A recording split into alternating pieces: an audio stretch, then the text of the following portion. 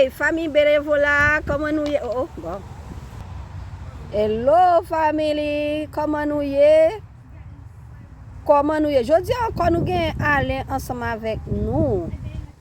Nous songeons Alain te apprendre quelques mots en créole. Je dis, Alain pral di nous qui ça que li te apprendre en créole yo et li pral répéter mot ça pour nous encore. Alors, moi pral présenter nous Alain qui là ensemble avec nous, li soif pour l'apprendre créole. Madame ni tout remet parler créole. Et très bientôt, Madame ni a vini tout pour venir parler créole parce que Madame ni soif parler créole. Hi, Alain. Bonjour, Marjorie. My God! Can we see that? I said, hi, Alain. Alain said, bonjour, Marjorie. Alain already ready to speak Creole. So, Alain, you want to say hi to people before you start? Bonsoir, everybody. How you doing today? This time, I have a goatee. So if I don't look the same, I have a goatee this time. And the white hairs is from trying to remember the Creole. I'm trying to remember very hard. Alain dit bab li vin blanche tellement li ap forcé tête li la kay li pour la apprendre créole la kay li parce que l'el chita la kay li c'est créole la pensé parce que il voulait apprendre parler créole bab li vin blanche en pile stress pour lui. So nous allons commencer avec Alain parce que nous songeons Alain te apprendre 5 mots. Moi pral demander Alain mot yo grain par grain et puis lui même ni pral répondre yo. Alain, I remember you learn good morning right now. Is not right? Yes. Yes. Good morning. Bonjour, Marjorie. Wow. Good morning, Alain. Bonjour, Marjorie. My God, we see that?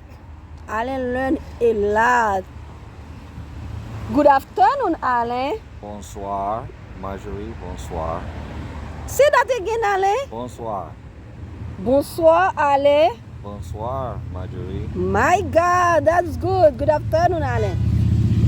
The third word gonna be Asian food. Manger Asian. My God, manger haïtien. If we see Alain's wife, she's very happy. She's proud of Alain. Let's go. Hello. Sac de passe. Hello, Alain. Sac passé. Oh. Sac passé. Hello. Hello, sac passé. Wow, Marjorie. that's good. Hello, sac passé, Sac Marjorie.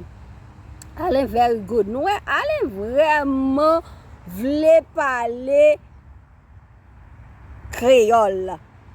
So, dernier mot, c'était goodbye. Malais.